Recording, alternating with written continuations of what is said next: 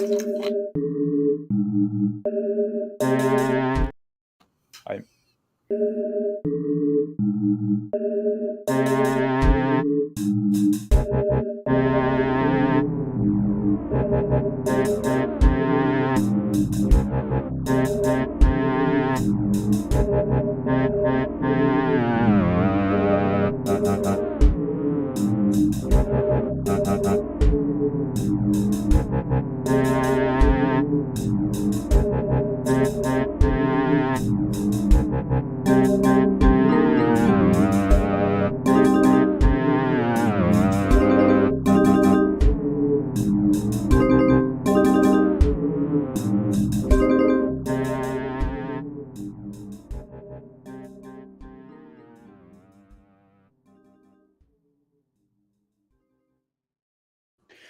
Hello and welcome to RPG, the second installment of RPG Design Talk. Today I'm joined by Miguel Ribeiro and Silvia Clemente from the Red Room Publishing. And the Red Room has put out an amazing catalog of product lately, a very prolific company. They have put out Wretched Bastard, Wretched Vigilante, Wretched Space, and many other, like Wretched Conspiracy, for any need you want, every niche you want to play in, every genre, they have a product for you. If you want to do the fantasy, if you want to do the sci-fi, if you want to do western, if you want to do the X-File type of game. They also publish some products from other people, like notably men that I talked already on this channel before. And they also put out a trove of adventure and scenery that you can play. They focus on mostly on politically incorrect RPG, and their audacity got them banned from Big Geek Emporium. But you can now find their product on Big Geek. They got banned from Drive-Thru RPG, but you can now find their product from Big Geek Emporium from their website, which is the Red Room spelled backward. So the links are down below in the description, and also on Lulu if you want the print copy. So I want to thank Miguel and Silvia for joining me. Did I miss anything there? Yes, thank you. Thank you for having us. It's my pleasure. The first thing I'm always curious about is to learn about what was your impetus for getting to producing RPG, like from just like playing RPG, getting into being in the hobby and say I want to put something out. I want to create my own product, my own. Well, it was very unexpected. First of all, we are Portuguese, and well, we never have ever been in any conventions, and we play at home. Locally, friends. Yes, with friends. I didn't even was in contact with people from other countries, or very rarely, basically. I started on Facebook, adding some role playing friends from other countries, but about 5 years ago, maybe. Before that, I didn't use forums and nothing of that. So I wasn't expecting to even show my material to other people. So it was just for our games. About 3 years ago, when I noticed that the current trend of adapting things to modern audiences started ruining role-playing games, and especially horror role-playing games that were my favorite. Mm-hmm. I had an idea that I might have considered before translating something to English, but I had never done it. So at the time, I thought, well, I'm going to translate a few of my scenarios to English, and then I'll just give them away for free or pay what you want at Drive-Thru. But then, through a Facebook group, I contacted the Green Gym, and he told me if I wanted to publish something, he might be interested. So I sent him one of those scenarios that I have translated, and he showed interest in publishing it. So that was the start of it. I published about six, Yes. 7 books through Postmortem, and then it was the time he was working on Whitechester, so he wasn't able to do any layouts and editing. And then at that time, I decided that I was going to start doing the releases by myself. And that's when I started writing more. Yeah. I was helping him like some ideas, and he was using some characters that I had created, and I was just, okay, why don't you use this plot hook? But then he told me, oh, we need something that is fantasy, so why don't you write that? This is my idea. It was the Seven Bastards. That was basically a ripoff of the Seven Samurais and Magnificent Seven. So I started writing it, and then I was like, oh, so no, then you finish it. So he tricked me into writing. I see. Because you mentioned like this Facebook group, because I think that's how the Red Room began. Actually, was in a Facebook group to discuss like movie and our Facebook group was actually much older than this. It was about that's probably 10 years now. Yeah. But we rarely used it. We were doing a blog. Yeah, there was at a the blog time a about long time cinema ago. and books, pop culture, horror, video games. Yes. I think you may have written about role playing games as well, but probably computer role playing games, because at the time I wasn't even game mastering. I had a few years, a couple of years that we didn't play anything. And that's where is that where you knew Grim Jam from? No, it was someone else's group. I see. Yeah, who sometimes does some writing for us, Joe Coombs. Yeah, it was a small group, but there were several people there that are designers. So at least as Grim and Venger, I think he was there also. So it really started from your creative process. It really started from in a way you could say like almost fight back against this culture war and infiltrating the RPG hobby. Yeah, it was basically that. I don't think I would have even thought of it. I wouldn't have started if it wasn't for that, because it really annoyed me. The fact there were several games. It was one after the other. So there was Cult, and then Vampire, and Call of Cthulhu. I haven't played for years, but I knew that. There was Conan as well. Well, there were many games, but some of them were horror, and Cyberpunk as well. That one wasn't really woke, but it was What's Around, I think, the new version. And what was when you decided? Because at first you decided like putting your scenario out. That's how you began with the Grim Jam, right? Yeah, just scenarios, yes. Even though one of them was a campaign setting, but but mostly scenarios, yes. And you had never done that before. Now, but I guess you were a journalist in your former career. Yeah, so I guess you had some experience with writing and stuff. Well, of course, I was for 12 years. I was writing professionally in Portuguese, of course, and I also had some not really knowledge of layouts, but I had an experience of working with other people who did that part of the job, so it was easy for me to learn, because this is the layout. I didn't know how to do them, but it was easy for me to learn it. And obviously, So sorry.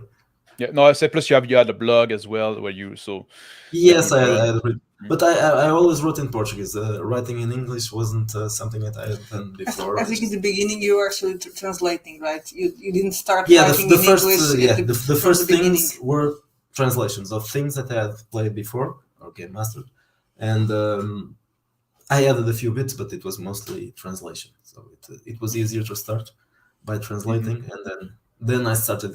After that, I started writing in English, not in Portuguese, because it ends up being faster and easier if you write it in English than translating, unless you have the material for it, of course. You probably know that because you are also bilingual, so. Yeah, that's also what I do when I write. I write straight in English. Yeah, I find like you, at some point you start like you shift you think in English, so it's better. Yeah, that's it. and the phrases.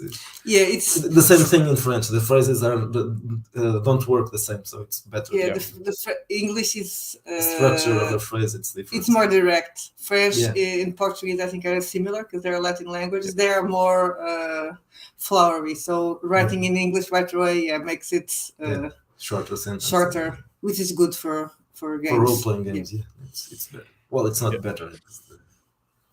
And how do you, when you approach a new project, how do you approach it? Do you do that, or do you make a big outline of where you want to go, what you want to have in the game or in the scenario, or you're more like a go with the flow? You start at the beginning and then you see how it goes, you see how it evolves. I don't plan at all. I'm not sure about that, but I never plan. I can't plan. It's not something I can do. Just I have a concept, an idea, and then I start it, and then I'll go with it. I plan a bit, yeah. And when we are doing things together, I try to make him plan. It doesn't work very well, but I do mostly adventures or small settings. So I have an idea, and then I need to think how I'm going to structure this into an adventure. And until I find the right idea to structure it, I actually have when I'm fighting with it, until I get, okay, this is how I want to do it. And when I get the correct plan and all the correct structure, then everything flows. Oh, so that's interesting. So you have a very different approach to. Yeah. I was the fact that I don't plan anything is really makes me wonder how this works, because the first thing that I wanted to do was a horror game called Darker, which doesn't exist. It was supposed to be a 2d6 game, so Cepheus probably, Cepheus engine. But that I was planning that one. I was started trying to plan it, but then we thought that probably wouldn't have. It wouldn't be a success. And then we started doing OSR. Yeah, we were interviewing lots of people from the OSR, and I was thinking, well, probably OS. Well, anyway, Traveler is OSR. Yeah, but I mean the D20. Yeah, it's more, and then we thought that it'd probably be better to start with a fantasy game. That's when I tried to convince her to start writing. This wasn't very, very hard. Yeah. Yeah, because like Wretched Bastard is the first game you put out like as a whole system, in itself, right? And you can see that we didn't plan, because it should be the Seven Bastards and Wretched Bastard should all be the same book. Yeah. But we had now it is. Yeah. Eventually things worked out, and the whole thing about the Wretched verse, it wasn't planned, obviously. We called it Wretched Bastards because it sounded. We thought that I don't know if it sounds good, but we thought that it sounded good, and then there were story seeds or Easter eggs because we like it. We like when you see it in books or games or other games, reference to other things. So we also did some references to the scenarios that he had already written for Postmortem. Yes, and then yes, people just starting to talk about the Wretched verse, and we were like, oh yes, that makes sense. Thank you. And then after all this, I started using references to other games, to the previous Wretched settings, places, characters, factions. And now it's starting to feel like something that is whole, not just not separated. It's a whole thing. Yeah, even though you have like things that are obviously fantasy with like characters that are orcs and stuff like that, and fantasy, and you have something that is really, I would say, more grounded in reality, in modern world, like with the Wretched Conspiracy, and you also have like the Cronenberg one. I forgot the name. Wretched Flesh. Flesh. Yeah, very interesting concept. I wanted to ask something about because you mentioned that you started. It was the Seven Bastard at first, right? And it was inspired by the Seven Samurai or Seven Mercenary. Seven Samurai, you said? Yeah. Is that where the tie-in with the Seven Deadly Sin came in? Because the Seven Deadly Sin is like is something that it's coming a lot in those games.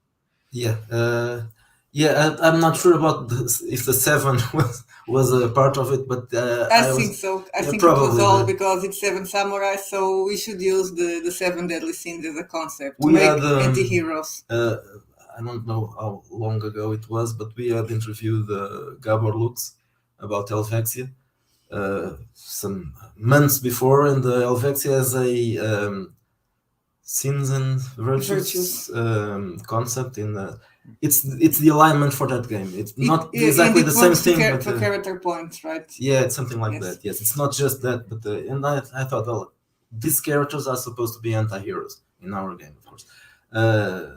So I was thinking of probably using the sins as a kind of an alignment because they are not going to be good guys, so they will have to sin.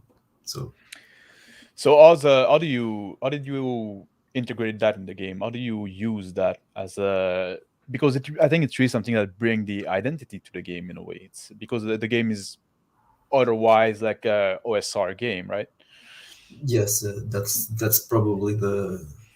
There are a few things that aren't exactly OSR, like the skills and the perks and Mm-hmm. drawbacks that are my. I wasn't when I started playing. I started playing in the very late 80s. I started at 16 or 17. So my first games are games from the 90s, and so I was influenced by a different kind of design, not really the 70s and the early 80s OSR. So I had to introduce some of well, this is the characters are more skill based than class based. The skills are more important than the rest, and I like the concept of perks and drawbacks that have those bonuses and penalties. And they Mm-hmm. also they help to create the backstory for the character. That's true. That's it makes it easier for the player to create a character. It's just someone who does something very good or very well. Some introduces some problems in his life. But in fact, that the sins and the 7 sins are probably the thing that gives it a different touch. I don't like. I never liked alignments. I think that's no one plays the alignments. Rarely. I mean, the alignments as they are, the chaotic good and the lawful good, lawful neutral, and all that. I think people, uh, they are. It's. I like the concept, but I think that people usually, for NPCs, it's a great concept. It makes it easy for the game master to think about how does this guy react because he is a sees lawful is a lawful evil character, so he will be a bad guy, but a But a bad guy good who guy at the follows same rules. time, exactly. A bad guy Yes. that follows rules. So that's easier for the game master to come up with stuff. But for the players, it's it probably is a It feels restricted, yeah, it's right? Like yeah. they get flat. You always behave the same way. So the idea of the scene is if you are a lustful character, you probably will get into trouble. If someone tries to seduce you, you will always it'll be easier for you to be seduced. If you are greedy, of course, you're going to be easy to get bribes. If you're a sloth, if you have sloth, you're probably not going to want to do anything, and you'll try to make the rest of the party do everything for you. So But it doesn't define the character. It's just exactly, it's something just something that that will be a problem or not. Maybe not a problem, but sometimes it will be a problem. Then Yep. it developed a little bit. Now there's an option for this was a free PDF, an option for including virtues as well. because some people were saying that, oh, but you don't. What if I don't want to play anti-heroes? And we said, okay, so let's make That's a version it's with basically the virtues. same thing but inverted. So that's Yep. And the person can use it both because you can have a virtue and And the same, a scene at the same time. As long as they are not the same, they can work. yeah, not the same.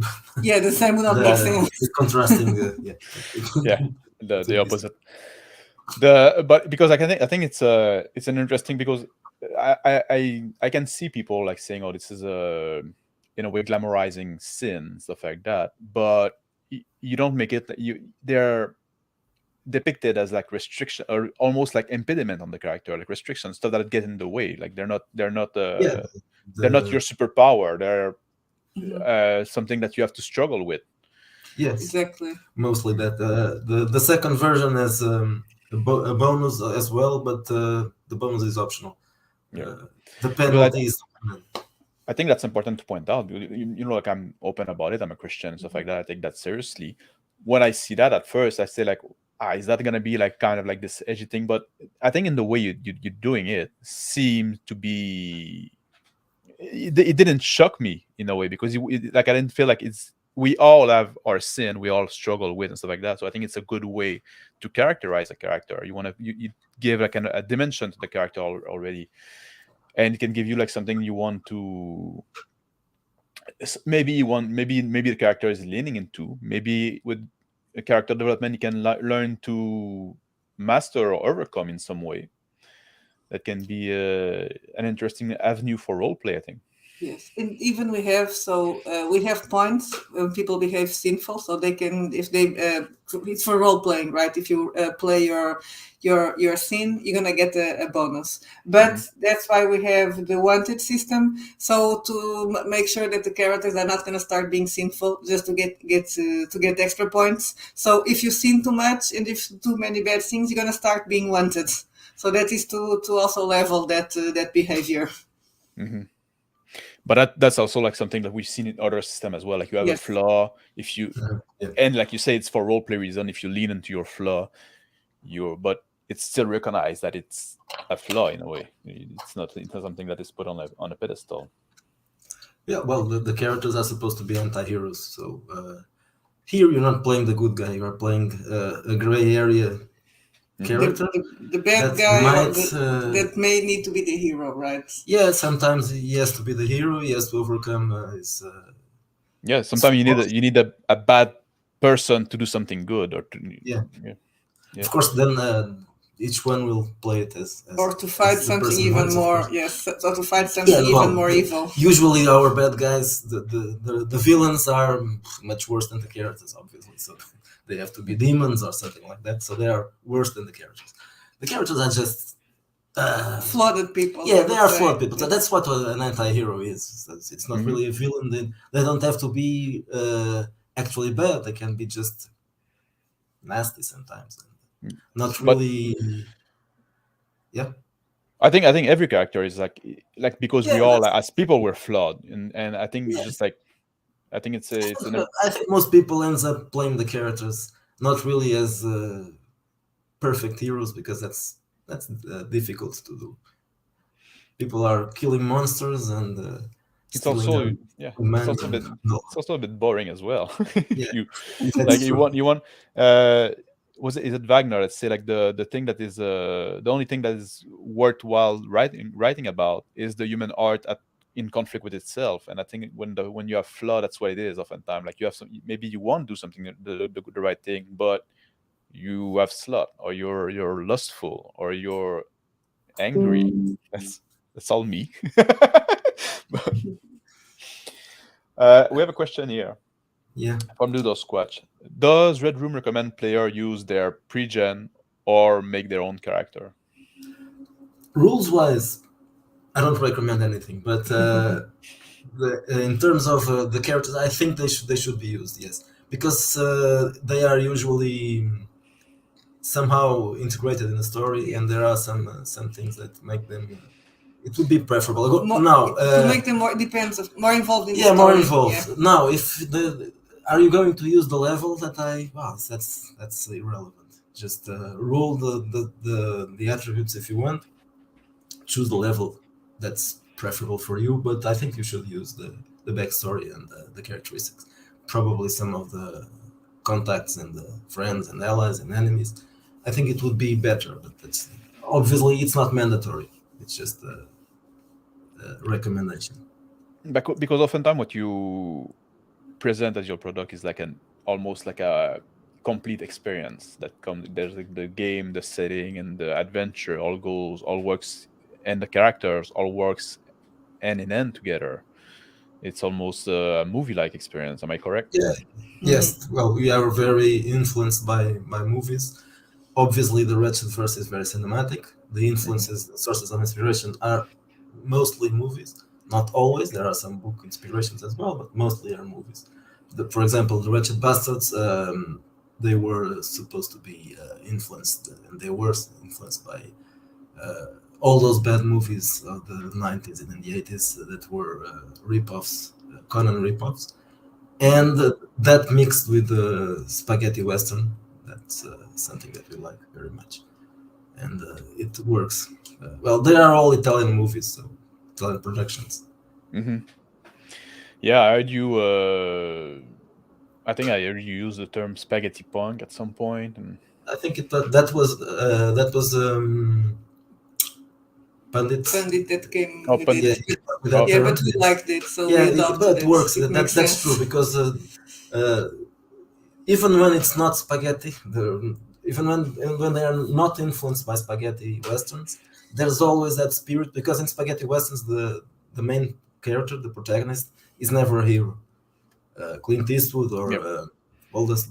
Anyway, any of those characters, they are always an anti-hero. So that's the concept that we like. And though they are anti-heroes, they aren't villains as well. They are sketchy, but This not used bad. to be something very common in cinema, that like because Yeah, we didn't talk about the hero and the bad guy, we talk about the protagonist and the yeah, antagonist, and the people like driving the story forward, and which would be the protagonist, and people opposing the main character. It never was about it, because even if you go in the golden age of like those old movies and stuff like that, like a lot of the time the heroes were not exactly good guy. They were like people that were there to do what needed to be done, and oftentimes by any means necessary. yeah. I like that concept. Yeah, I think we touched about that a bit. Just Peter asked, when you lean into character sin, do you get mechanical bonus? Does that vary on Wretched game? We talk about it a bit. Like you said, yes, there is a bonus. You want to expand a bit on that? What kind of bonus do you get from leaning into your flaw? I'll give you an example as use the book. Um, the bonus are well, now this is the rule book. So the in the first edition, every game had its own rules, and they But that were was also making a the bit games different. bigger. Yes, So, and it was a bit starting to be annoying for me and because for the people that were buying, because it was a bit, Yeah. there was always a bit of repetition. there was always repetition at the same time. There was always change, and the changes were very small, and then Yeah. I was starting to be confused about things because I didn't know what belonged where. When the 6 or 7 games, and they were all similar but a little bit different. So if each of the transgressions or sins, we call it. Yeah, both. we prefer to call it transgressions. I Also, like to to make add. it more. They are the 7 sins, but I So think it's not related to religion. So to make it Yeah, more, that's it. Actually, it was obviously it's easier to say Yes. the 7 sins because people know what the 7 Yeah. sins are, but we usually call it transgressions in game. So there are always 2 things: the sinner's bane and the sinner's boon. But the sinner's bane is mandatory. The sinner's boon is optional, and for each of the sins, there's a different one. So, for example, for greed, the boon is whenever you are engaged in acquiring wealth, you receive a +1 bonus to that rule, and it's similar for sloth or for pride or for lust, and so on. But that one is optional. So because usually this was meant to be a problem, a drawback, not an advantage. So, but well, there's an option to make it a boon. But well, the ban is the same thing, but with a penalty, a -1 penalty for some kind of rule. So it's for someone who is prideful, it would be difficult to swallow the pride, and for someone who is slothful, if you have to do a hard work, you'll have a penalty to that dice, and if you have to survive without food for a gluten, it will be more But difficult. in a way, it makes sense also, because like people, which we like it or not, people are motivated by their transgression or their sin as well. Like people are motivated by if you're lazy, you're gonna be motivated to find a way to avoid the work, which can seem weird, but it is what it is. So I guess it does make sense in that way, and it would though make that not all transgression are equal for an adventurer, I guess, or depending on the setting, some transgression may be more of an hindrance than other. Yeah, probably. That must. You- I'm going to give an example when I write the pre-gens for some scenarios. Well, they're not always 7, but for example, in the 7 Bastards, they are 7. So I try to, when I'm writing them, I try to give the character a transgression, because that would help me actually write the background. And for example, it's very hard to use slot, because you cannot have an adventure that doesn't want to do anything. It's not very adventurous. But it could. It's There more is like one. I know it's, that it's a I don't kind of remember a- who I give it, but I I would know say that a bard, Yes. a fantasy bard, probably. But in our case, is a slot. he That has one- pride. Yes. Yes. Well, but you could, like, for slot, you could use a shortcut, like something that can look like a shortcut that would make it like. I think I gave it to Eric, the chief of the party, yeah. because he's the boss, so he gets other people to do things Oh yeah, for that's something you can do as well. It's true, yeah. But I believe for some settings, probably some of the sins or transgressions would probably be worse for the characters. I would say that in a post-apocalyptic setting, having gluttony could be a severe problem. Mm-hmm. That's the way of things. Yeah, especially when you have to ration stuff. Is that something that you, when you design those boons and banes for the, did you put a lot of thought in having them somewhat balanced, or you just went with, oh, this makes sense, and leave it to the game master to find a way to challenge the player on those things? Yeah, we are more like, does it make sense? Yeah, okay. And I'm pretty sure that most things here are unbalanced, but that's I'm not good at math, so I'm not going to mention that. If it makes sense, I think it's and obviously by using an OSR set of rules, they were tried and tested for long. So we have a feeling that certain kind of penalties and bonuses, they work. If you use them in that margin, they will probably we don't work. create any Even if crazy they margins. are, I don't. I don't try. I try not to do something very strange and very different from the usual. So things will probably be more balanced than if I was going to change a lot. But I usually think about things as if they make sense or not. So I don't test them that much. Also because my group is very much into role playing, and this is the worst group in the world to test games. You usually don't roll that much, and they don't know the rules, so it's a little bit complicated to test things. But we test them and in a way. Well, the scenarios are all sandboxes, so. And they already been tested. It is the first ones you already played them extensively, so they're already been tested. Yes. In terms of story, they are very, very much tested. In terms of stats and all that, they are tested, but I'm sure that our test doesn't solve anything. That's why I say that you should use the things, but if you feel the need to change the stats, go for it.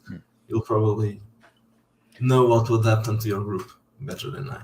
So you do approach design with a more like a thematical kind of than mathematical approach. Yeah. And for the sorry? Not mathematical at all. I'm very bad at that. For the playtesting, because we're on the subject, is it you mostly do it with your own group? Only do it your own group, or do you send copy out? How do you? I did send copies out, but I didn't have much feedback about that because people, they read the book. I've had comments and recommendations, but mostly after reading, not really after playing. I'm still waiting for that to happen. Yeah, that's something that I hear a lot. Like people try to have them play this, but people are busy and Yeah, they are playing other stuff. And also, we started 1 year ago, so a little more Yes. than 1 year ago. yeah, like People are about still 13 starting. months. Yeah, that's more or less. But in a way, Yes. the second version of the game was also appeared with the what we've been playing in Yeah. the last year, and feedback that we had from people that were playing and that read it and they said, Yeah, "Oh, so you should basically change that's it. this, you should change that," and then Yeah. we got that feedback. I'm still changing things. Today I was working in a book that was All Bets Are Off. That's a small setting for New Flash that takes place in Portugal. I was correcting the rules because the stats change, and I was changing some layout stuff and some of the illustrations as well. So I'm always picking up stuff that's not really old because it's all at most 1 year and a half, but doing the changes. I think Miguel's feedback as a journalist also helps, also explains when that thing that planning very far ahead or working a long time in the project is almost impossible, right? Yes, I was used to work for tomorrow or for next Yep. week at most. So that's I try to do the same, and it's not something that I'm trying. I do it. I'm working to get it published. Not one day when it's perfect, but when it's ready. Mm. So it's Well, we often say that done is better than perfect. yes, that's Yeah. true. If perfect would never happen, I Yep. would never. And do you because because you're mentioning it now, like your background as a journalist and being used to be under pressure in a way, and now you're doing that full time. Am I correct? Like I think Sylvia still you still have a day job, a regular day job, but Miguel moved to working on the because you did published a lot in like I said Yeah. about like 13 months or maybe 14 months, something like that. Yeah, Yeah. it's quite impressive what you've put If out. I had a job, I couldn't do that. Believe me, No, absolutely how do impossible. do you want to talk like and both of us like how usually do you of course you also there's two of you, so there's that as well, like because like Sylvia is also like putting a lot of adventure and stuff like that. How do you each one of you usually work when you what is your routine for like do you try to stick to like a 9 to 5 schedule, do you just like write when this inspiration come? How do you I'm I'm very attached to routines. I wake up and I start working, and of course I don't have a uh, what's it called? The end of the what? day. You don't have an end of the day. Yeah, Yes. I don't have an end of the day. I end it when But you stop whenever you want to. You don't yeah, take well, the whole day working. I'm You not stop working doing things. non-stop. I'm doing some pauses during the day to do other stuff. But I start working in the morning, and then I at the end of the afternoon I stop. But this is a But sometimes he wakes up during the night. yeah, I think now it happens. happens less, but It depends on it depends on the cats because the cats sometimes wake me up during the night, and then I use that while I'm still awake, and I do sometimes I do something and some work during the night, but it's usually a scheduled job. I start in the morning and I stop at the afternoon. If it was just an inspiration thing, it wouldn't work like this. This must be a regular job, and I've been working on the weekends as well. So well, that's because I write mostly in the weekends. Because during the when I'm working, sometimes after when the day ends, I don't feel like being in the computer. And sometimes I'm doing something that I'm really enthusiastic about or that is going very well, and I will work a bit after work. But sometimes I just don't want to look at the computer anymore. So I ended up writing more in the weekend, and then he also ends up working in the weekend. But well, it's still not. I It doesn't still feel have, like a job, right? Yeah, it still doesn't feel like a job. Though I'm working exactly as if and it is a job, but it doesn't. It still doesn't feel like a job. It still looks like a hobby, but a full-time hobby now. Yeah, like they say, if you do something you like, you're never gonna work a day in your life. Well, apparently that may be true. Yes. For But now, it's still. But nonetheless, you still try to treat it as a job. Yes, it's better for me to treat it as a job in terms of time. If I was going to just pick it up when I felt like it, it would probably wouldn't work. Mm-hmm. I have no problem with routines. I work well with routines. And how do you work as a team? Because like it seemed that you seem to work on each your own project mostly, right? Is that what you do? Yes, mostly yes, mostly. Some of the things we wrote but some of the things together. were yeah the first game, for example. Yeah, Wretched Mhm. Bastards, Wretched Darkness. Yes, The that other one. ones, I think I gave them some. Not doing a lot of Just bits. proofreading now, but because I'm also writing.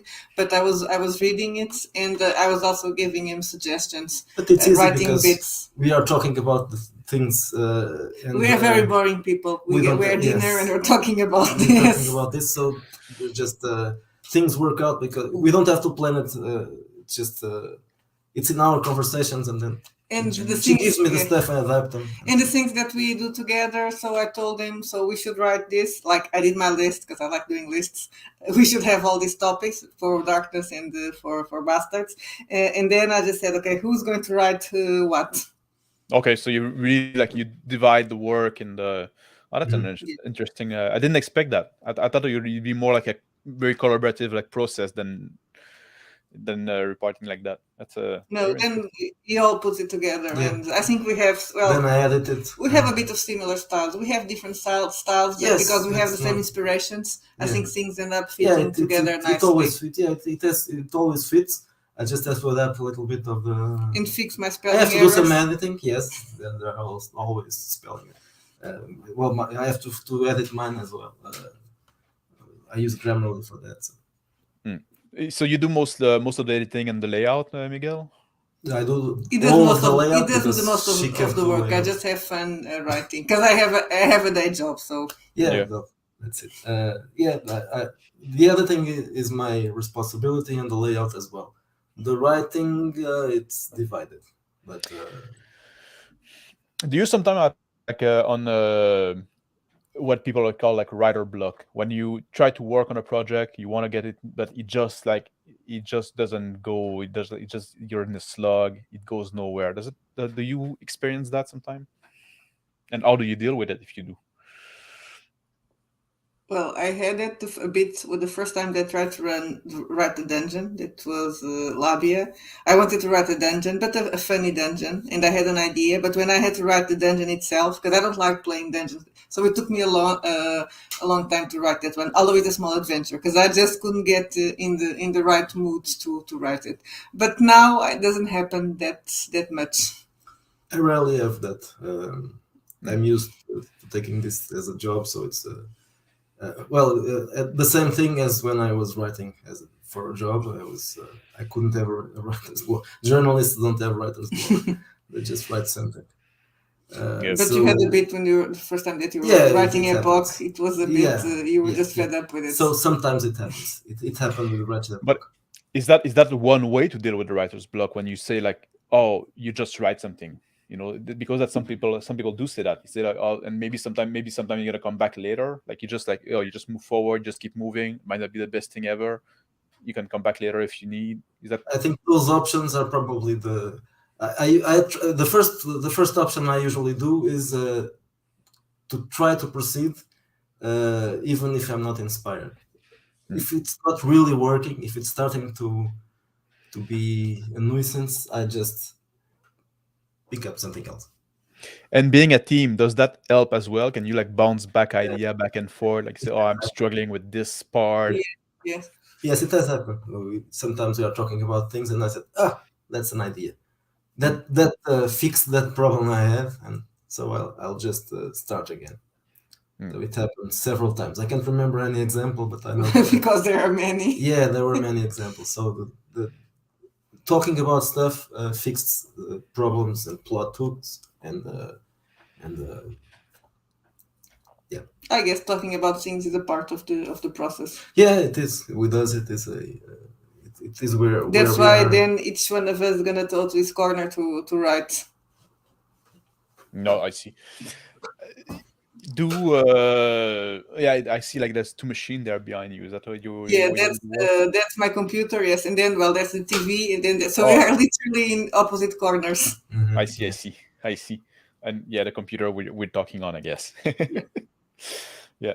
Uh, there was something I want to talk about because like it has been like some kind of controversy. Controversy. You're not unfamiliar with controversy, but somebody like here is asking it as well in chat a Yeah. little earlier.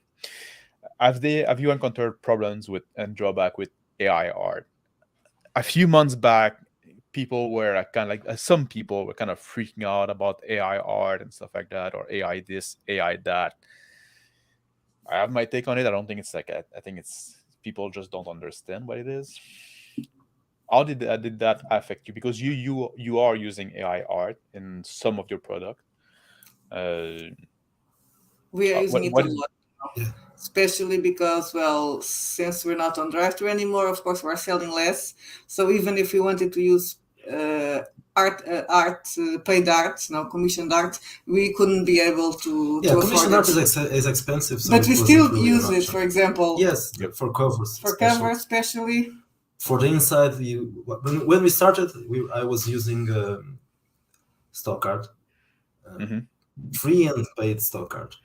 But stock art has a problem that it's very limited, and sometimes it's bad, and sometimes it's very bad, and sometimes it's the free one, the kind of thing that you can find on Adobe Stock or those other sites. It's sometimes it's good, but it's very limited. Even if you want to The pay options for it, aren't many. doesn't cover. So we've done all Yeah, genres yeah, almost. It doesn't cover everything. So, for example, I was using photos because illustrations is very difficult to get in free soccer. Mhm. But after a while, I knew the people because the models are always the same. So you want a cowboy and oh yeah, that's this guy again. So it doesn't work. Yeah. Um, And the and good stock art has been often used yes, already. Often, yeah, I used some things that I had seen in covers and. And I remember we used some, or at least we didn't use because we've seen it in Shalt. When we were doing Bastards, Yes, they're like, there were several this one is in characters, yeah. Shalt, I'm not going to use Several it. characters, people in this case, people in cosplay. So the fact that But we did art pay in the appeared. beginning also for stock art by Yes, illustrators. we have many that we didn't even use because we purchased it. But then there's also that problem that some of the stock art that we bought is black and white, some is colored, and I don't like mixing both. And then some certain styles don't work well with others. And I like to have the same style for the whole book, and AI art covers that. yep. Just choose a style and then go with it from beginning to end.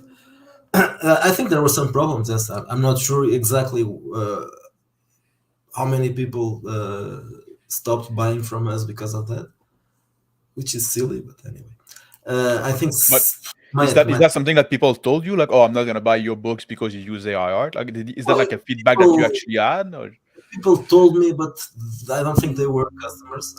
People I don't know said, yeah, "Oh, you have AI art. I'll never buy anything Yeah. from you." Okay. Well, we had other people, I think, in videos and things saying, "Oh, I like your books. I wish they didn't use that much AI art," and that's okay because that's an opinion. And the other one is also okay. But I recognize that I use too much illustrations. I used them before as well. Uh, I like, for example, that's something that I feel that it's important, at least for me. Every character, I like him or her to have an illustration. So you have a visual aid for that character. mm-hmm. Characters and NPCs as well. Not all NPCs, but at least the most important ones. And when you went to, sorry, I was saying that the only way to have that is with AI art yep. because Yeah. it would be almost impossible. Yeah, that's something I would see. You know, people say that the personal computer and like personal consumer grade, I guess, layout program and stuff like that, and text editor made the publishing much more available to people. And now I think AI art is the next step in that as well, in a way. Like it's a democratization of, like, now you can put a RPG product that does have illustration, that is not just text, and because, like, we have to work with limited resources. So that's just the reality of the industry. And that for big companies, and there were some big companies that were virtual signaling and say, "Oh, we're never going to use AI art." Well, you better not. You can afford to pay for illustrators, but the little indie. Well, then what happens is that you have to do a lot of time. You have to do a Kickstarter. The book gets a lot more expensive, and in our case, I have to be honest, considering we are trying to do an expensive books. And we are doing a lot of them, so we couldn't commission it art. would be absolutely impossible. I couldn't commission art for 2 weeks. Okay, even if I could pay it, I couldn't. The author couldn't do it as fast as I can do the book. So it would be very. That's also a very good point. At the speed you're putting those books out, like you would need like a whole team of artists. And if you want a similar style for all of the books, that'd be like. I wish we could. If I had the money to spend, would be great. I wouldn't mind. That'd be very, very, very nice. But it's impossible.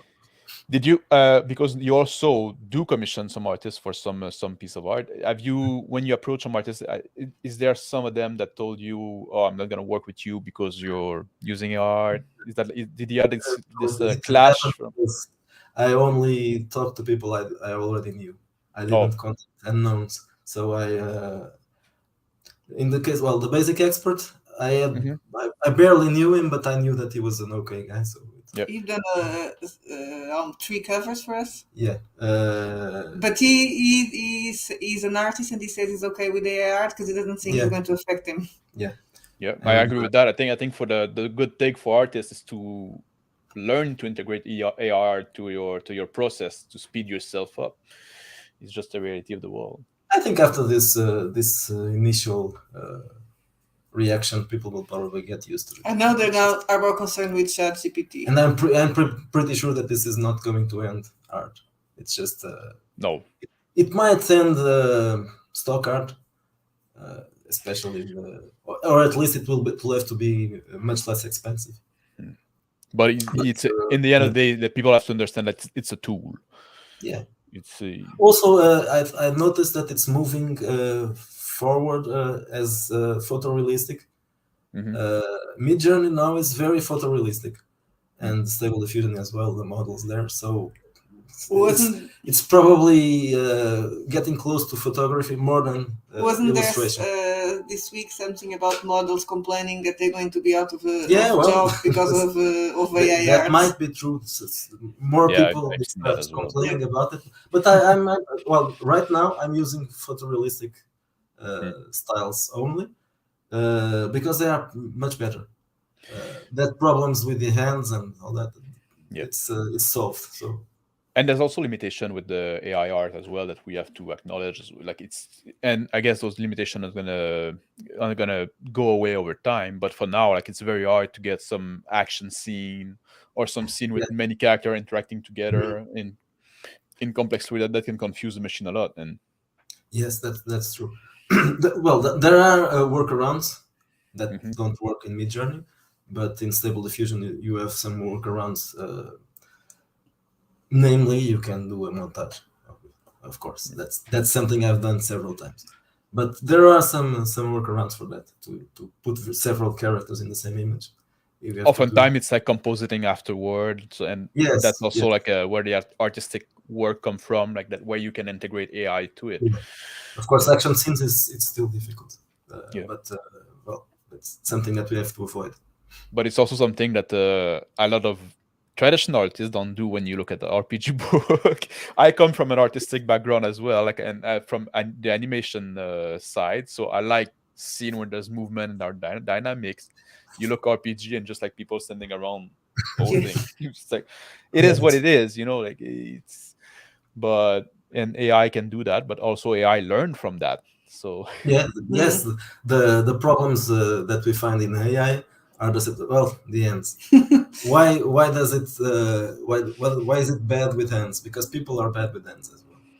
Mm.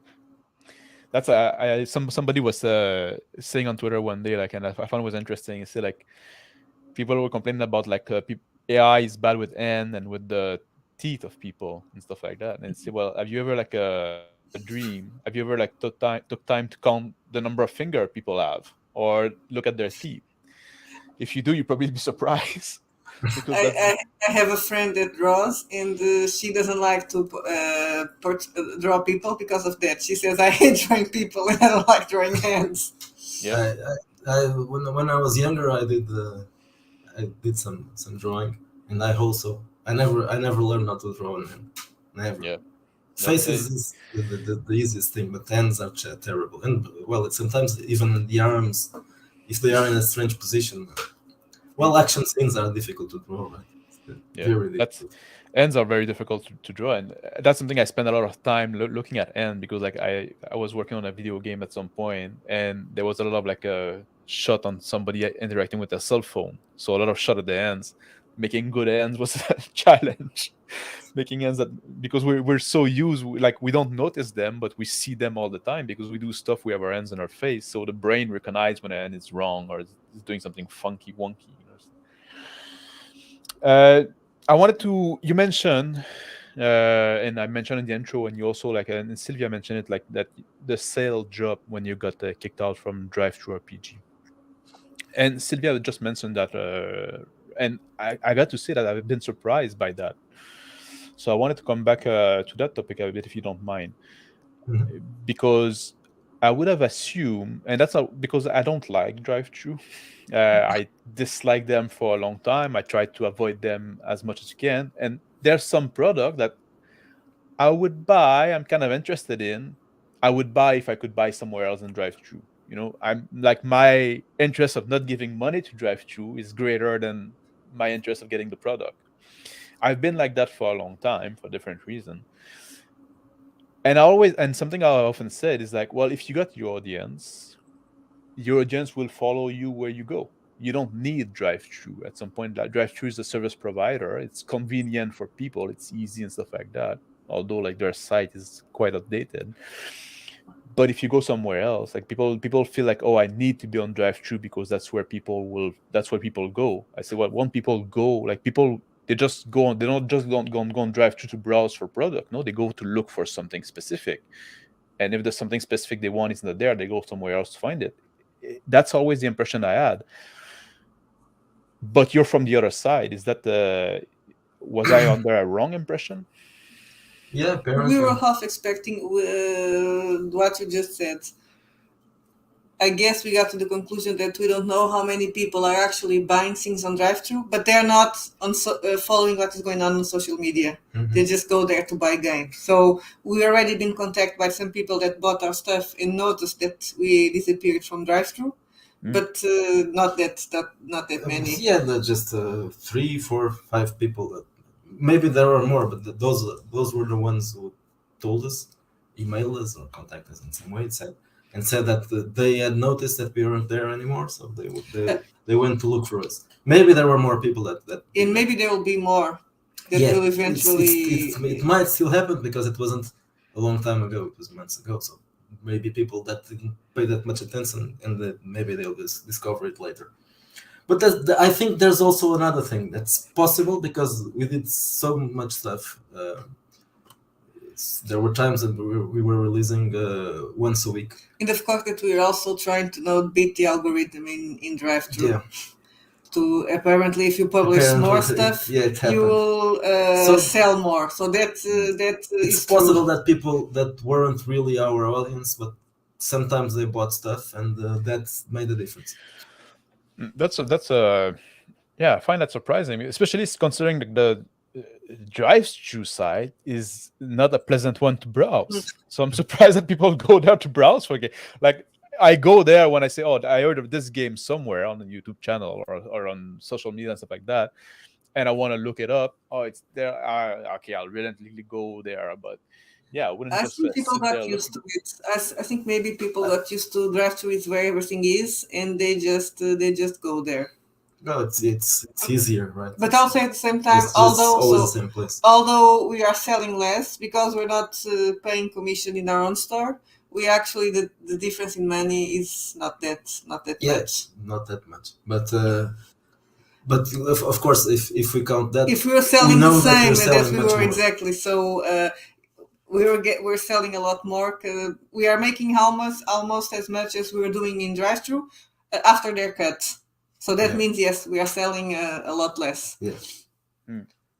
And well, yeah, because the cut of drive-through is like 30 or 35%. 35, yes. If you're not exclusive, yeah.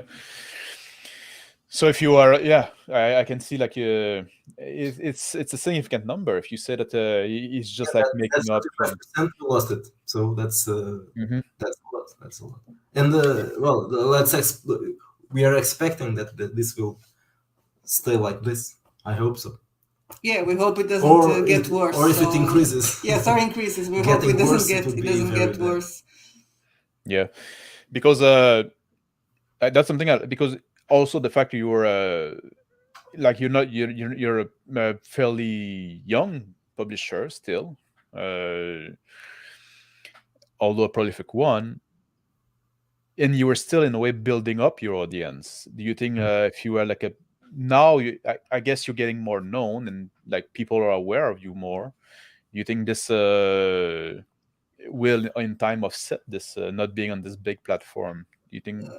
We hope so. I think we were very lucky for on the first year. However, things happen. We're normally. I think it probably. And some people said, "Oh, but it happened very fast." We're doing probably better than normal. I wasn't expecting that to happen. When it started, I was expecting to take this as a part-time job, and but then I started seeing that things were selling, and even though I think I'm not really. I'm not 100% sure that this is good. I'm very critical about my job, but well, people haven't said that it's awful, so I imagine that it's still it's something that. Anyway, I wasn't expecting it to happen, but it did. Perhaps because we interviewed a lot of people for the channel before we started, and we knew some people that had also YouTube channels, and they did reviews and all that. So I know that helped, and the fact that we both are on social media promoting, and that obviously did something, and perhaps the fact that we also released tons of stuff on the first, yes, that's certainly helped as well. And different genres as well. But yeah, I guess I do hope that now we're starting. Yes, it's like we're starting again, but it's not as if we're really starting again. No, but we are trying to build, and we know that we have people that are, how can I say, returning customers. So we do know that we have a fan base, and we thank you guys. I believe that the fact that some people that buy stuff and then talk about it online. Yeah, that's the best. That's probably the best promotion. Because when it says talking about it, well, of course we're going to talk good things about our game, but when it's someone else, it's different. Yeah, it's promoting, being promoted by someone else is always better than doing our own. Do you feel like because you did find yourself like in the center of some controversy, like I said, like the AI art, the ban from drive-through, like some kind of, maybe you've been accused of hostile marketing, or I guess that's what drive-through got you on, or their justification was that we complained about it online, so on our channel, and we weren't supposed to do that. Yeah, which is a bit ridiculous. But did you find, because also like you said in the beginning of this interview, you started this putting politics out because you were upset by this cultural push that was getting into the hobby. And do you find that you leaning into that and getting, in a way, those controversies might have helped you? You got visibility from that. Wouldn't you say, is that unfair to say? But I think it works both ways. Yes, it works both ways. It's well, when I started, since I started publishing through Postmortem, and Grim Gym is cancelled for a long time, I was instantly cancelled for. I remember when I was still publishing through Postmortem, trying to send stuff to reviewers, and their reply was no, I won't review And that. asking people, inviting people to our channel. I interviewed. I didn't interview. I invited a guy who does scenarios for Call of Cthulhu, horror scenarios, of course. That they are similar to ours in terms of inspiration, the Grindhouse. And the guy was, I don't know when I met him, it's Facebook, I think. And he was apparently interested, and we were talking about it. And then he disappeared and blocked me. I believe that he checked where I was publishing, and it was Postmortem. So it was, yeah. We know how that works. About that, yeah. When Man was well, not just Man. When we are banned from Drive-Thru, I know that we were invited for several places, and people talked about us. You did a video as well. Many people did videos about it. So Man is probably our best seller, not ours, because, well, ours really is, because of that, of course. But there's also the other side of it, that people that I'm not going to say that people don't buy because of that, but we are just there's a limit.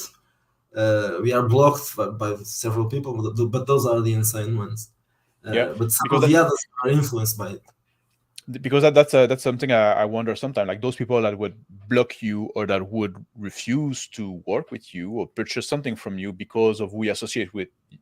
Do you think that because of the kind of product you're putting out, do you think that they would be your customer anyway? Because if they wouldn't complain about that, they would complain about the art that you use, the depiction of like a woman or whatever. Yeah, they would find something to. No, but what thing happens, and I've seen other people. I've actually seen. We're commenting a video that someone did about the bad people on the OSR. We were mentioned, and other people were mentioned, and there was someone commenting, when I discovered Venger or I discovered Grim Gene, and I like these games. But thankfully, someone told me they were bad people, and now I don't buy their games anymore. So that is the problem. I'm not sure, I think it happens to several people. You should not like this game because these people are bad. As I was saying, I was influenced by several games, role-playing games in this case, which I mentioned some of them, Vampire and Cult. So I believe that some of the people that used to play those games, and some of them probably still play them, might be interested. Yeah, we know that a lot of them went woke, so they wouldn't buy out. But they should. I mean, they should be interested, or at least curious about it.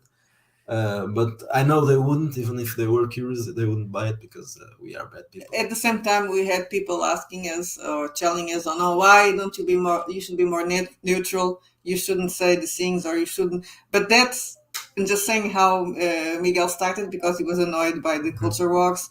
That's something that I don't think we could do. Let's just pretend. Let's not associate with these bad people. They're actually people that received us very well and helped us, so it doesn't make any sense. Can you give me a second? I have a cat situation happening. I'll be right back. Sorry. We're gonna curse at each other when you have people. We always have a cat situation, so it's totally understandable. Yes, that's true. I'm looking at the questions, if there's something that I could answer, but no, not really.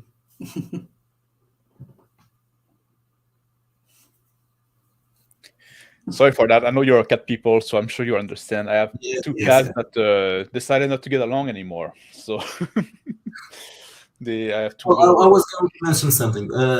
In spite of, I looked at one of the questions by Doodle Squatch. Do you think some of the work is too political? Yeah, I was about to ask you that. Yeah, well, no, it's not. I don't think our work is political at all. Actually, even Man, I wouldn't say that's political because that's something that we mentioned several times. Man wasn't written now. It was written 10 years ago. Mm. The author wrote it a long time ago. Of course, there are comments. And he was, when he wrote it, he was annoyed by things that were happening. Yeah, it was cancelled by someone. So it had started, but it was in the beginning of cancelings for woke reasons. Well, they didn't call it woke at the time. It was some other name, political correctness. But that one has some political things there, but not ours. I mean, there are some jokes. Sometimes there are jokes about. I don't consider. I still refuse to consider identity politics with politics. Yeah.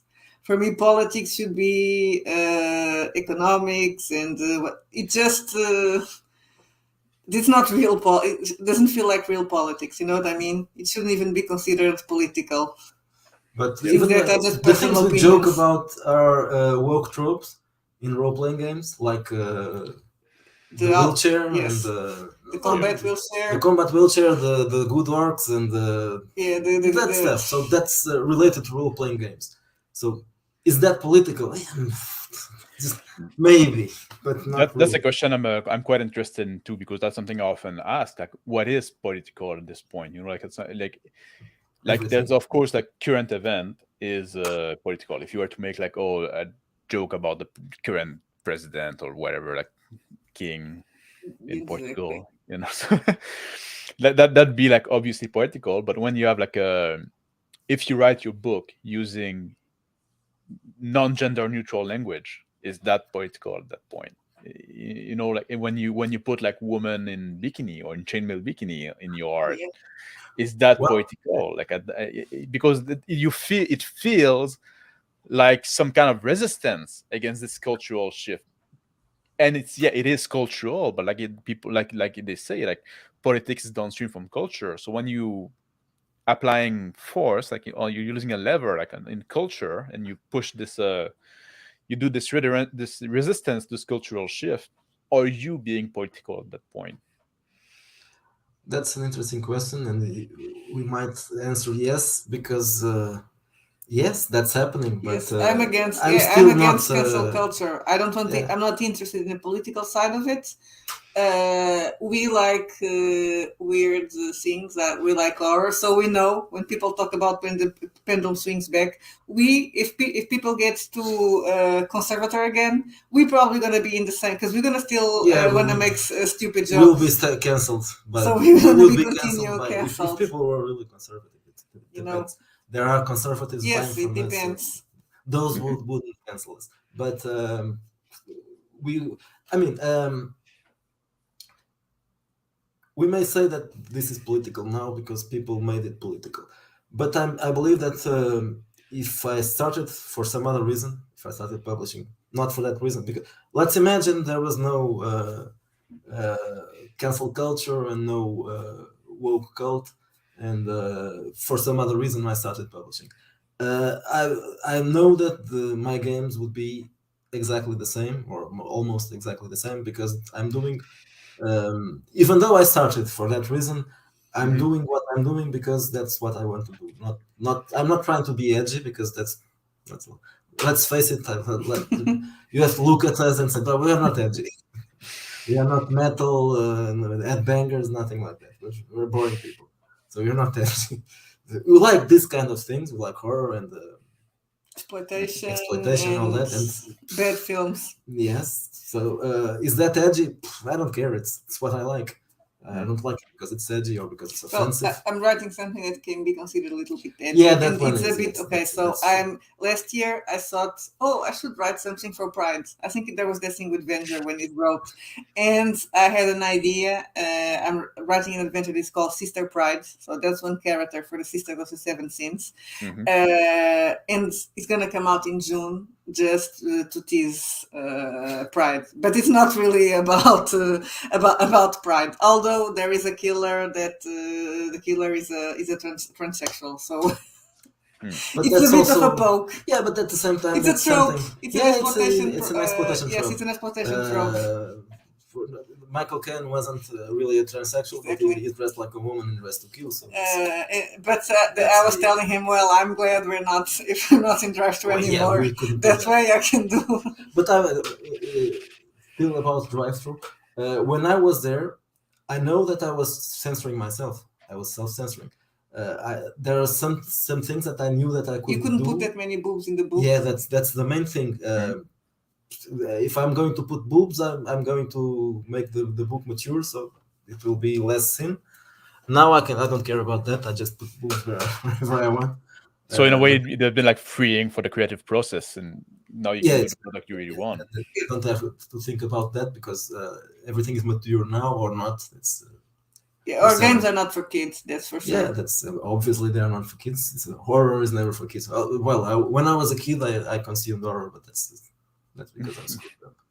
Yeah, I know that. I know that. How it goes. There's something I wanted to ask you more about the product in specific, because now you came out with the second edition of most of your book, or you in the process of Yeah, republishing them. Yeah, we started and with Bastards and now Epoch. yeah, and you also did the Wretched Verse, which is Wretched Verse is like kind of the rule book in more setting neutral. This one has no setting at all. So Just that'd be rule. like the rule from the Wretched Verse, but Yeah. with stripped of the setting. And when you publish like Wretched Bastard Second Edition, it's still a complete game with the rules. You don't need both to. No. Just I may have it here. Yeah, you have it here. The problem is here. Okay, so this is the second edition of Wretched Bastards. It's still a kind of a large book, but the only rules here are alternative rules or specific Magic, rules yeah. for fantasy. The magic system is different, and the monsters. This one has no creatures and nor monsters. Okay, so now you separated like books for the settings and books for the rules.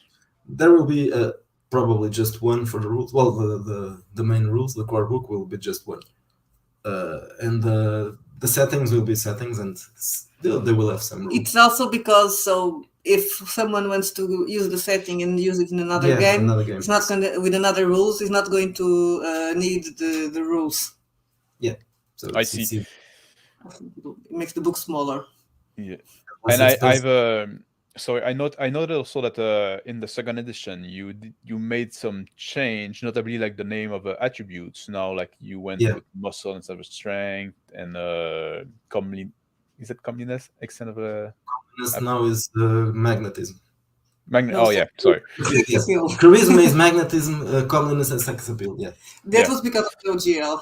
Yeah, that's I know what I wasn't obliged to do that, but I decided that some of the things, like I know that those ones weren't copyright, of course, but some of them, like spell names and hit points, I'm not sure. But well, at that moment, no one knew, and people were saying different things, so I decided, oh, okay, let's rename this, but then let's rename other stuff as well to make it more wretched. So why not change it? And it will be something else that makes the game a little bit different from the typical OSR, while still being compatible. So the attributes are the same, but they have different names. If you want to use the other names, obviously it's not difficult to change it back. I see. That's what I assumed, that it was like probably in reaction to OGL. Yeah, it was. Like add some thematic flavor. I can see that. Since it was, it started as a reaction, but then I went a little bit further and decided to add Let's make it more wretched. Yeah, more wretched. Muscle sounds more wretched. Yeah, muscle, brains, wit sounds more. Yeah.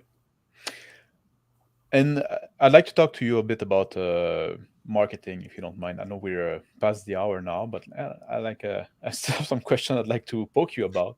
It's fine for us. It's early. It's still early here. That's the good thing. So how do you go about marketing? Like, you've put those books out. I know you went to interview on other people on other channel, stuff like that. Is you using social media? Is there something else like you, of course, like we talked about already a bit, like you got some attention from those controversy you found yourself involved with. What you say, like, how do you try to get attention to yourself? How does it, once you publish a book, like, because I'm making those interviews for people that want to put product out and stuff like that, what they can learn from people that did actually put product out. So what do you have advice for people? It hasn't been easy. Probably because I'm not really good at marketing, but I'm trying to do something about it. I also have been trying to do publicity, but paid advertising, but I don't think it works. I don't think it works the investment. Yeah, probably not. Maybe if you invest a lot, but for small investments, I don't think so. I've tried Facebook and Twitter and Google And YouTube? and well, it's Google Ads. Okay. I haven't seen any difference from that. Just we get views and And in likes, Facebook, we and have then likes from people that you know. probably It's a strange profile that probably is being paid to someone in China is being paid to like that. probably that fake post. profiles or something. Yeah. But it's not really. People say that it works, but well, I wasn't able to make it work. So I assume that it's a matter of money invested in it. Maybe from some point on, it will have some kind of feedback, but not for us. I had a similar answer from Victor last week. So actually, like the marketing for small independent creator doesn't seem to be such a like paying for ad, especially Facebook. He was like quite upset about that. Yes. Facebook seems to be a waste of money. The other stuff, I'm not really sure. Well, I can't promote tweets anymore. I don't know why. Yeah, because we use bad words sometimes. I think. But in the beginning, I think that but right now, when I couldn't do any more promoting for tweets, I just put the blue check mark, and that works. That works, but it's not the same. To give more views, yeah. Yeah, I have more views, so more followers. Yeah. But so that's a different kind of thing. That might be useful. You advise to people to try to get people to review, talk about their books, because that's probably what. Of course, it's not entirely easy because some reviewers will only want to review commercial stuff or D&D, or some other games like that. But there are some reviewers that are open to independent publishers, and I think that's having a YouTube channel. Apparently it works. Yes. Apparently it works. It helps at least. Yeah, it helps a lot. I know that some of the people that watch the channel, if everybody that is a subscriber on our channel, there aren't many, but if all of them bought stuff, we probably sell more. I know that some people that subscribe and probably watch the videos, probably not anymore because now we almost do only promotions, but well, not only, but mostly. But I think the YouTube channel is a good help, and we did the videos. You did the videos to promote some of the books. Yes, I'm not sure about that if those promotional videos work or not, but they help call some attention. I had fun doing them. So when I have an idea, I just do a video, funny videos, not really something to be nothing too serious. Just other than that, well, we have a blog as well, which may reach some other kind of audience, but perhaps I'm not sure about that. Maybe if there were more role-playing sites where you could do advertising, that would probably work. But I don't think there's options for that. That could probably work. And word of mouth. That's the best way. I think it's the we best had thing. People contact us that bought the books because their game master was running it. And they liked it, and now they bought. Yeah, that happened several times. Even before when we were at Drive-Thru, there were already some people that had found it from their friends were already wretched. So, yeah, I can see that being the best. Best kind of advertisement for people like us, small publishers. Have you ever considered doing like a crowdfunding campaign, like a Kickstarter or something like that, something similar? Is that something that you ever like played with the idea a bit? Or I don't like the concept of the quick start. It's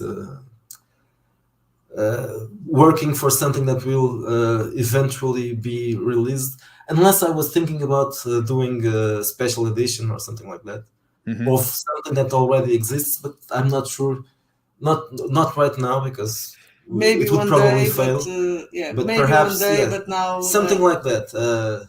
Perhaps I would like a to do third maybe edition, one day, maybe. or a comic of Well, Bastard, that something could like be, yeah, that. a Yeah. comic maybe, because that's something We that we need to pay couldn't, someone yeah, to do the art for we us, of couldn't course. pay that without a quick start. But For books, probably not. Also, because another problem, we would have to have someone in the US. Most of the people that are buying from us are in the US. So having the books here in Portugal and having to ship them Yeah. all over the world would be it's hassle. very expensive to Yeah. ship them to the US. So it's Well, especially nowadays. Yeah. Yeah. Yeah. Even outside to other countries in Europe would be yes, expensive. that's true.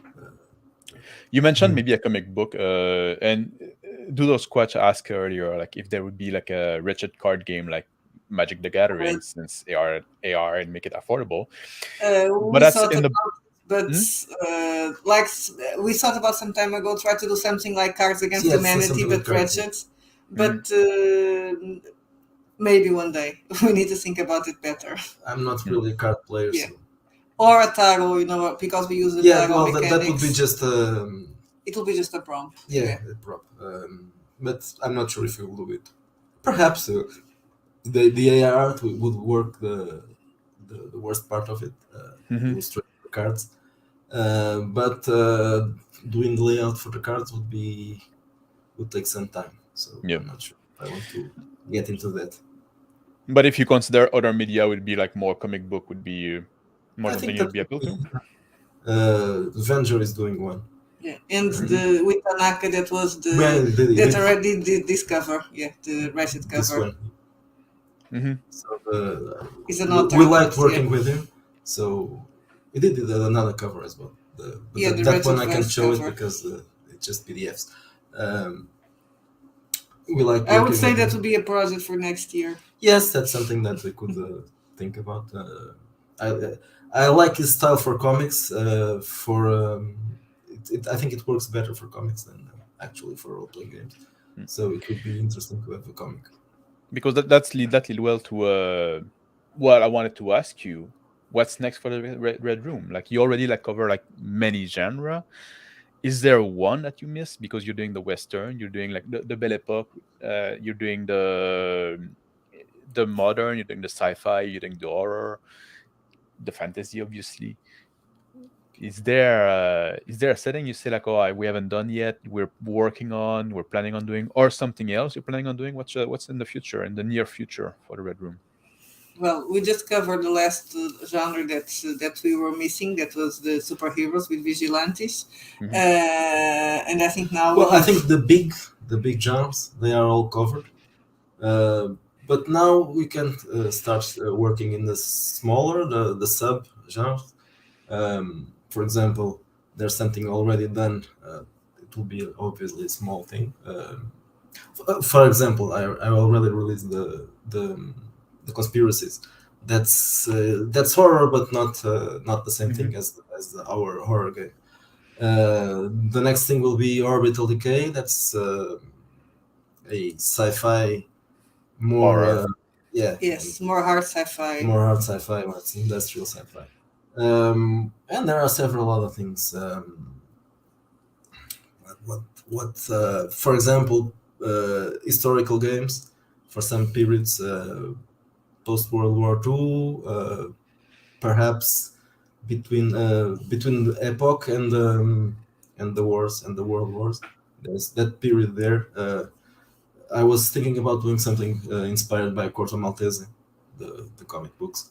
That's an interesting. We have someone that is doing samurai supplements. Oh yes, well that's one that's not because that one that's was not not done covered, yet. but someone is doing. And well, that's probably what we're going to do right now. Besides scenarios, because that's what I prefer to do. Actually, is scenarios. It's my preference, but sub genres are probably will probably be a big part of the work now. Covering what's still missing. And I'll be like I'll be looking into that because like I find like you can find those niche and stuff like that. It's very interesting. Like when you came with Epoch, and I couldn't think of any other game that is kind of in that setting. It's very different. I think we're about to wrap up here. I would like to ask you if there's any other thing you would like to mention that we didn't cover that you want to bring attention to, and also, would you have any advice for people watching that would like to produce RPG product? Because like I often say, like every other GM got some kind of homebrew or setting or system that is working on. Very few people do put it out. You're the one that when there worked on something and published it. So would you have any advice that you could leave people at home for how to actually go from having an idea to having a finished product? One thing I'm going to say that normally I say when you talk to people that say, "Oh, I would like to," and say, "If we did it, you can also do it." We are Portuguese and English is our second language, so it's not that easy to write in English. So it was something that. But well, I think that part of what. Besides fighting against the awakening of role playing games, there was some other reason in it. It's a strong reason for me to start publishing things, and then I think that's the other one is probably not a reason for most people, but this one could be.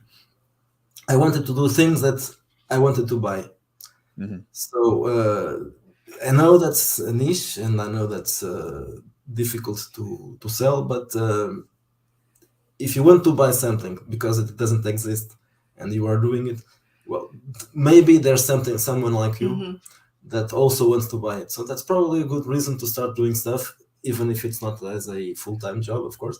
But if there's something that you think that there should be this kind of product, this kind of idea, this kind of concept, it's probably a good idea to start doing it, because maybe someone else is looking for that kind of thing that you also would like to exist, and then that's how we started, and that's how we'll start. That's how we'll continue. Yeah, exactly. We'll continue doing, because we are doing what we want to do. Yeah, what we want to play. Some of those things, like you said, the pockets, kind of it's not original per se, but it's original in role playing game sphere.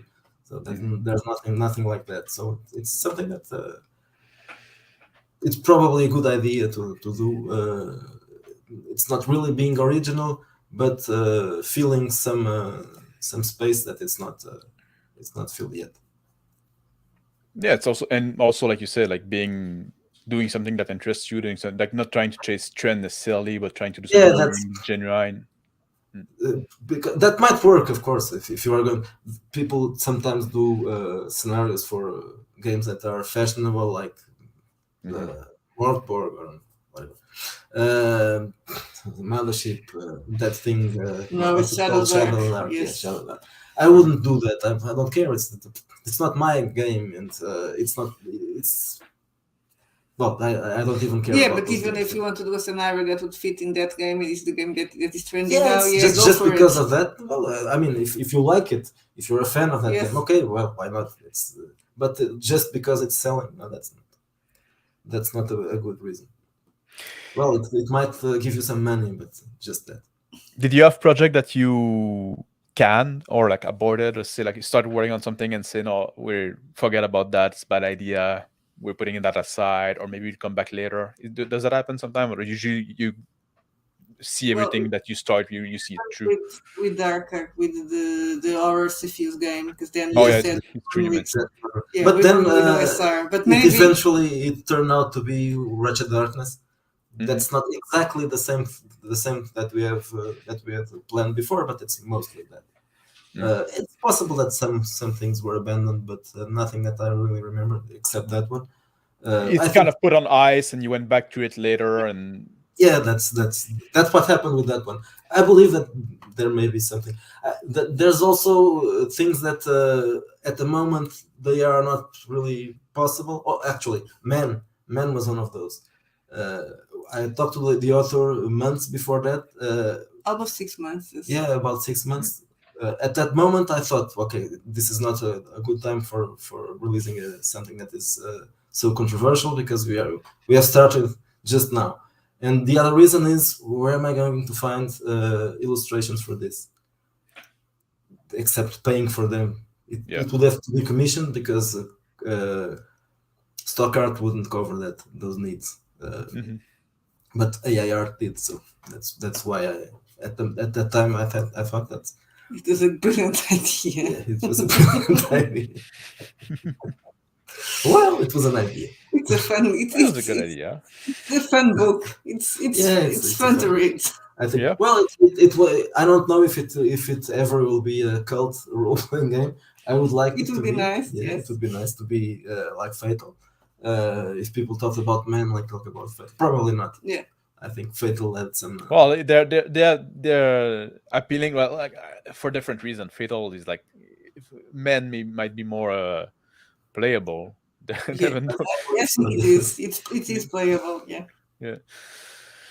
But there's one comment that I want to highlight by Greg Stahl. I think there's a difference between using politics as just another tool to express stories in a creative way versus using politics as activism. And I think that's a very fair point, because like I'm one that I'm not afraid to put politics in games and stuff like that. I find it interesting, and even if I find inspiration from the real world that can find its way in my game, I'm not trying to preach. I'm trying to explore an idea.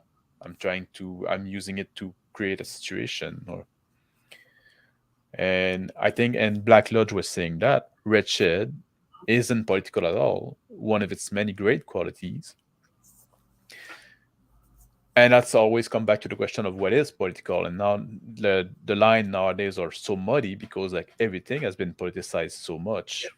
And I think maybe that's one way to see it, since you're not in a way doing activism. Like you say, you're doing products that you wanted to see and that happen to that other people want to see as well. I think the most annoying thing about some of that part of the role playing game right now, those guys who have those pronouns and if you are this or that, if you vote for this or that, you can play this. I got really annoyed. This is really annoying. He bought me Vampire, the 5th edition, and I was reading it. I wasn't liking the system very much because I wasn't like the way it was changed. The setting, yes, the changes they done, they were a bit. But then I got to that appendix when they say, if you're a Nazi, don't play this game. I'm not a Nazi, but I was just imagining old German, poor man waiting to play the game, and now they are saying that you can't play because it's a Nazi. 90-year-old old man, just like, oh damn. That's always they should have put it up front and not in an appendix. That's why the poor old German guy that's the wouldn't get his heart broken. That is really political in the activist way, right? It's virtual. Yeah, it doesn't mean anything. It's empty. Of course, it's ridiculous. All right, I wanted to. I think I'm gonna wrap it here. Like we passed an hour and a half. I want to thank you very much for your time. I thought it was a very interesting interview. You had like a lot of things that like actually surprised me. Like you gave me insight I didn't expect, and I think it's gonna be very useful to some people that have this dream of putting product out, that can find inspiration of people like you, and like you said, people like where English is not even their first language, and they managed to put it out, and they managed to do work, and they managed to produce a lot in a short amount of time. So I wanted to talk. Thank you very much, so Miguel and Sylvia, for joining me today. It was a pleasure to talk to you. I wish you the best. I can't wait to see where you're gonna go next. You always get surprising product, and you go places that no other people go, and that's very interesting. And I would encourage everybody watching to go look at their product. The links are in the description below. Grab something you like. If you cannot find something that tickle your fancy, put out by the red room, you must have very specific taste. Because they touch everything. So thank you for joining me. Thank you for Thank you for having the us. It was invitation. very nice. Great Thank you interview. for everybody in the chat also for their questions. It Yes, was it was a it was a good, it was a very very good interview. yeah. Yeah, we We normally are covered always in the other side. yeah, we covered everything that we had to. So it's probably it might be interesting, even if we are boring, but it might be. People that do stuff and that are passionate about what they do and put like they always like always say like nothing is interesting or uninteresting in themselves. Like but when people put their passion into it, that's interesting. At least it's interesting to me. Like, I wanted to have this talk because like I want to learn about this. I'm curious to know about those people. Like I find it very. I think the creative people are fascinating. You don't need to have like crazy color hair and stuff like that to be interesting. It's about what you do, and you've done a Exactly. lot, and you've done like good stuff. So thank you very much. I'm gonna end the broadcast now. Thank you for everybody in chat that joined, that commented, that liked, share the video if you found that it was interesting. And I'll see you next week. Oh, I should say that next week I'm gonna receive Greg from IRS Chronicle, and it's gonna be the same time as it was this week, 1500 EDT, so 3 p.m. Eastern time for Americans. And so Greg from IRS Chronicle, that is he just put out like a setting for with anthropomorphic animal, kind of inspired by Redwall, for Castle and Crusade. He's also working on a kaiju game, and so another interesting guy that we often see like in this side of the hobby, that is independent creator trying to put stuff out. So join us next week. It's going to be again 1500 EDT. So sometime it was this week. Thank you very much, everybody that watched. Thank you again, Megan and Sylvia. Have a good day and or a good night. And I'll see you around. Take care. Bye. Bye bye. Bye.